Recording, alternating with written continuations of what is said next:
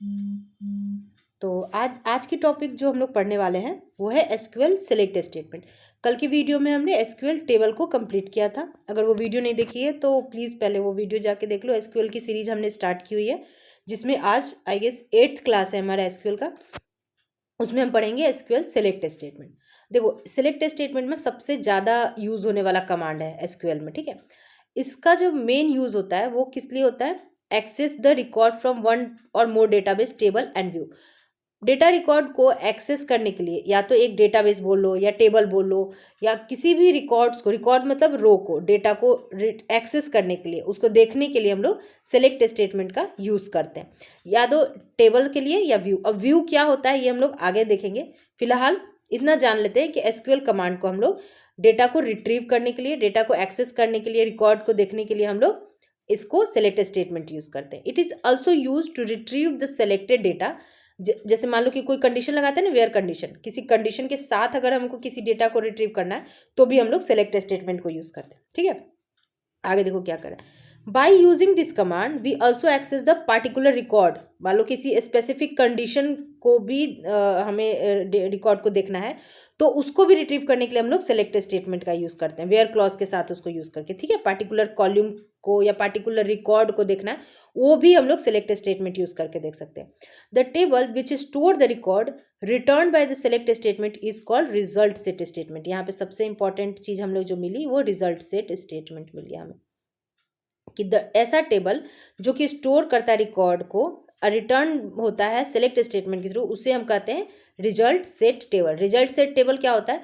Select statement के को जो सेलेक्ट स्टेटमेंट की क्वेरी चलाने के बाद जो रिकॉर्ड हमें मिलता है, जो रिजल्ट सेट मिलता है, उसे हम कहते हैं रिजल्ट सेट टेबल, ठीक है।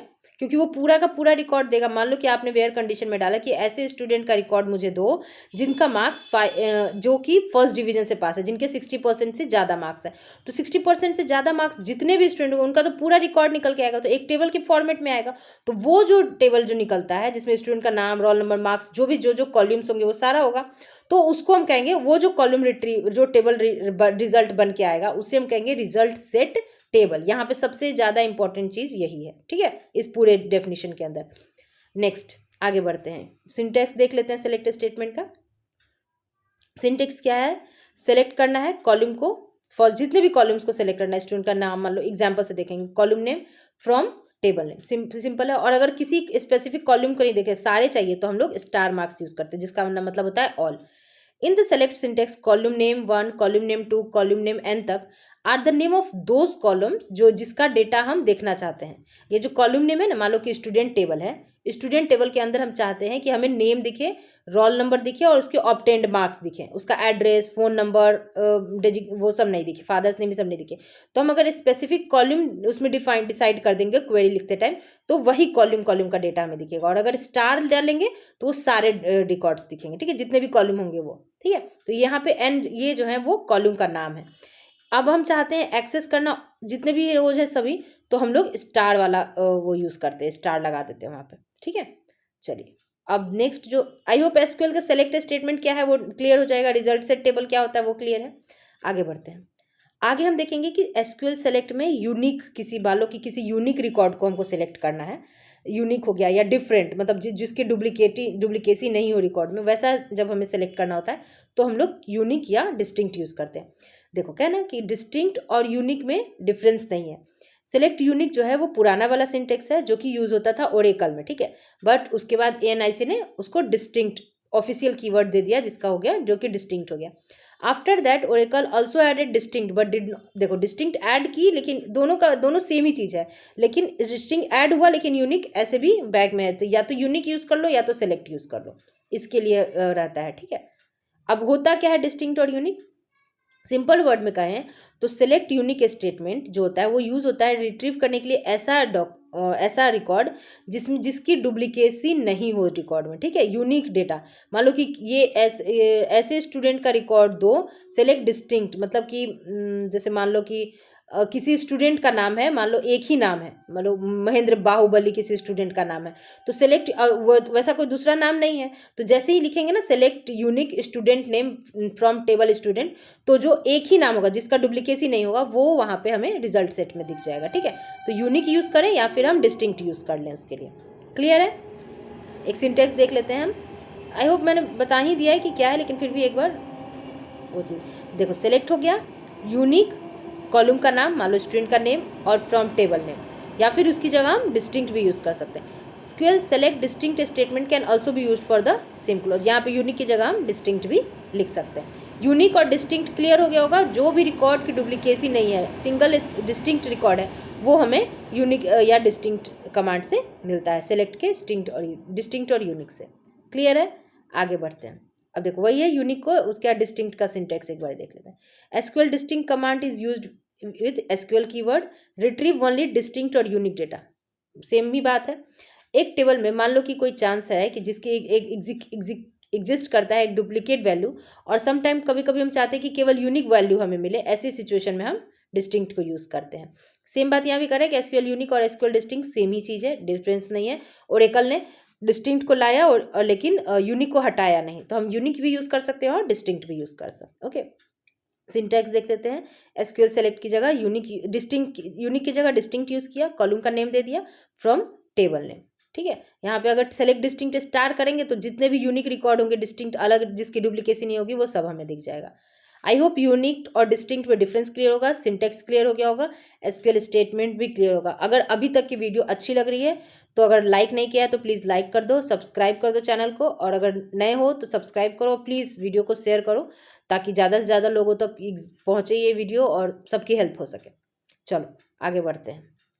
अब देखो काउंट सेलेक्ट के अंदर आता है, सेलेक्ट काउंट स्टेटमेंट। काउंट से समझ में आ रहा है कि गिनती करना, कि कितने रिकॉर्ड हैं। सिंपल मैं बताऊं, कितने ऐसे स्टूडेंट हैं जिनको 60 से ज़्यादा मार्क्स आए हैं। ठीक है, हमें ये चीज़ करना है, तो एक बैठेंगे नहीं ना देखने, तो वैसी सिचुएशन में हम लोग काउंट यूज़ करते हैं। एक बार सिंपल देखते हैं। अब देखो काउंट क्या है, एक फंक्शन है। ठीक है, ये ध्यान रखना, जैसे ब्रैकेट में है ना फंक्शन है।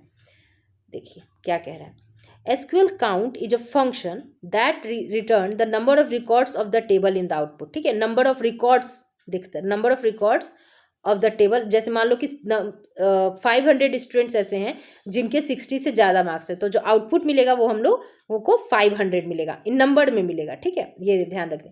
This function is use with the SQL select statement. Count किसके साथ यूज होता है? काउंट फंक्शन हमेशा सेलेक्ट के साथ यूज होता है। क्लियर है? आई होप डमी एग्जाम्पल देकर भी मैंने समझा ही दिया है, लेकिन एक बार ये डेफिनेशन में पढ़ लेते हैं, ज़्यादा क्लियर हो जाएगा। एक एग्जाम्पल, मान लो कि if you have a record, मान लो कि एक वोटर्स का रिकॉर्ड है हमारे पास, पूरा डेटाबेस में टेबल है जिसमें सेलेक्टेड एरिया का हम चाहते हैं, and want to count the number of voters. उस एरिया में कितने वोट्स मिले हैं ये हमें जानना है। देन तो ऐसी किस सिचुएशन में मैनुअली काउंट करना डिफिकल्ट हो जाएगा, तो हम ऐसी सिचुएशन में SQL काउंट की यूज़ करेंगे। सिंटैक्स देखो क्या कह रहा है, सेलेक्ट करना है, काउंट करना है, कॉलम का नाम, मान लो voters name from table name. ठीक है, कि कितने वोटर आए हैं वहाँ उस कॉलम में, कितने वोटर्स नेम देख लेगा तो जितने भी रिकॉर्ड होंगे वो सारा हो जाएगा, उसको काउंट करके हमें दे देगा कि इतने वोटर्स आए थे। तो इस तरह से हो जाएगा। सिंटेक्स क्या है, सेलेक्ट करना है, काउंट को, कॉलम का नाम देना है और उस टेबल का नाम देना है। In this syntax we have to specify column name after the count keyword. Count keyword के बाद हमें कॉलम का नाम डालना जरूरी है, और टेबल का नाम भी, जो कि काउंट फंक्शन के साथ चलेगा। ठीक है, चलिए काउंट भी क्लियर है। काउंट क्या है, फंक्शन है जो कि नंबर ऑफ रिकॉर्ड्स को देता है हमें, और सेलेक्ट स्टेटमेंट के साथ यूज होता है। अब देखिए, अब नेक्स्ट जो हम लोग देखना है सेलेक्ट के साथ कौन सा यूज होता है, सेलेक्ट टॉप। अब देखो सेलेक्ट टॉप स्टेटमेंट जो है SQL का, वो शो करता है लिमिटेड नंबर ऑफ रिकॉर्ड्स। जैसे कि मान लो कि हमें चाहिए कि टॉप 3 स्कोरर कौन कौन से हैं, मतलब क्लास 3 में, मतलब जो रिजल्ट आया उसमें जो टॉप हैं, टॉप स्कोरर हैं, उनका हमें चाहिए। तो लिमिटेड नंबर ऑफ रिकॉर्ड्स हमें अगर किसी का चाहिए होता है, किसी रो का, तो हम वैसे सिचुएशन में सेलेक्ट के साथ हम लोग टॉप यूज़ करते हैं। ठीक है, टॉप एन, मतलब मान लो कि टॉप 3 स्टूडेंट का, या फिर किसी ऑफिस में टॉप फर्स्ट सबसे मैक्सिमम सैलरी जिनकी है वो केवल हमको चाहिए, तो वैसे सिचुएशन में हम लोग टॉप यूज़ करते हैं select. The select top statement in SQL shows the limited number of records और rows from the database table. Top clause is the statement specifies how many rows are return. ये बता देगा कि कितने number of रोज को return करेगा। ठीक है, ये शो करता है top n number of rows from the table in the output. This clause is used when there are thousands of records stored in the database table. Clear है? अब syntax देखिए। अब देखिए सिलेक्ट करना है, टॉप का कीवर्ड लगाएं, number डालेंगे, मतलब टॉप 3 या टॉप 4, परसेंट भी दे सकते हैं या नंबर भी दे सकते हैं, ये दोनों नंबर यूज़ करो चाहे परसेंट यूज़ करो। मान लो यहाँ पे मार्क्स दे दिया, यहाँ पे ये जितने भी कॉलम का हमको चाहिए वो चीज़ दे दिए, फ्रॉम टेबल नेम और कंडीशन डाल दिया। ठीक है, कि मान लो कि सेलेक्ट करो टॉप 3 स्टूडेंट्स को, स्टूडेंट का नेम बताना है और स्टूडेंट के मार्क्स बताने हैं, फ्रॉम टेबल का नाम, जहाँ पे कंडीशन हो जाएगा कि मैक्स मार्क्स जो है वो 60% से ज़्यादा होना चाहिए। तो 60% से ज़्यादा मार्क्स होगा तो वो तो स्टार्टिंग के जो टॉप 3 स्टूडेंट्स हैं उन जिनके 60% से ज़्यादा मार्क्स है उनका डेटा दे दो, तो ये चीज़ हमें आउटपुट में मिल जाएगी। क्लियर है? चलिए आगे बढ़ते हैं। In this syntax the number जो है यहाँ पे नंबर वो डिनोट कर रहा है कि कितने नंबर ऑफ रोज हमको दिखेंगे, टॉप के आउटपुट में जो दिखेंगे ना वो है टॉप 3 लिखना है तो टॉप 3। कॉलम नेम डिनोट करता है कॉलम जिसका रिकॉर्ड हमको चाहते हैं आउटपुट में, और हमें स्पेसिफाई कर देंगे कंडीशन को वेयर क्लॉज के अंदर। आई होप ये टॉप क्लियर होगा, सिंटेक्स भी क्लियर होगा। अगर नहीं है तो कमेंट बॉक्स में मेंशन करना, मैं दोबारा से अगर कभी वीडियो जब बनेगी तो फिर वापस से भी इसको डिस्कस कर लेंगे। ठीक है, फिलहाल के लिए जानना इतना ही जरूरी है कि लिमिटेड नंबर ऑफ रिकॉर्ड्स जब हमें चाहिए होते हैं तो उस सिचुएशन में हम सेलेक्ट के साथ टॉप यूज करते हैं। ओके, चलिए अब देखो, अब यहाँ पे फर्स्ट फंक्शन काउंट देख लिया, टॉप देख लिया, अब फर्स्ट एसक्यूएल के साथ फर्स्ट फंक्शन जो होता है यूज करता है return the first value of the selected column. मान लो कि टॉप फर्स्ट चाहिए, मान लो कि एक ही पहला जो जिसकी सबसे ज़्यादा सैलरी है वो उसकी वैल्यू हमको चाहिए, तो वैसे सिचुएशन में हम फर्स्ट फंक्शन का यूज़ करते हैं। Let's see the syntax use करते हैं। देखो सिंपल वर्ड में कहें तो SQL first function is use to return the first value of the selected column. Let's see the syntax. Select first column name from table. Here point is notable that first function is only supported by MS Access. ये ध्यान रखने वाली बात है यहाँ पे कि MS Access ही केवल फर्स्ट को यूज करने के लिए अलाउ करता है। ठीक है, बाकी आगे नहीं। चलिए आगे बढ़ते। और अगर हम चाहते हैं if you want to retrieve the first value of the customer name column name from the customer table you need to write the following. मान लो एक एग्जाम्पल दिया है, select first customer name as first customer from customer table. As क्या हो गया, first customer एक column बन के आ जाएगा। एज जब मैंने एलियास देते हैं कि फर्स्ट कस्टमर नाम का एक कॉलम बन जाएगा, उसके अंदर पहला जो कस्टमर होगा उसकी वैल्यू आ जाएगी, हमें आउटपुट में दिखेगी। तो आई होप क्लियर हो गया होगा ये क्या है। चलिए आगे बढ़ते हैं। उसी तरह फर्स्ट का उल्टा है हमारा SQL last. SQL last function is the struct SQL shows the last value of the specified column. सबसे लास्ट वैल्यू जो होगा, सेलेक्ट की जगह फर्स्ट की जगह लास्ट आ गया, फील्ड का नाम बोलो या कॉलम का नाम बोलो, फ्रॉम टेबल नेम।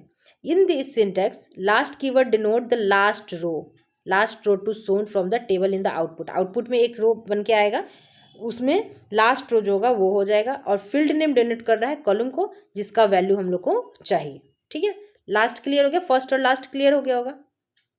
अब देखिए, अब हमें चाहिए एक रैंडम फंक्शन, देखते हैं क्या है random. SQL select random function return the random row, कोई भी रो निकाल देगा। It can be used in online exam to display the random question. ये रैंडम फंक्शन इस सिचुएशन में यूज होता है। There are lot of ways to select a random record और row from a database table.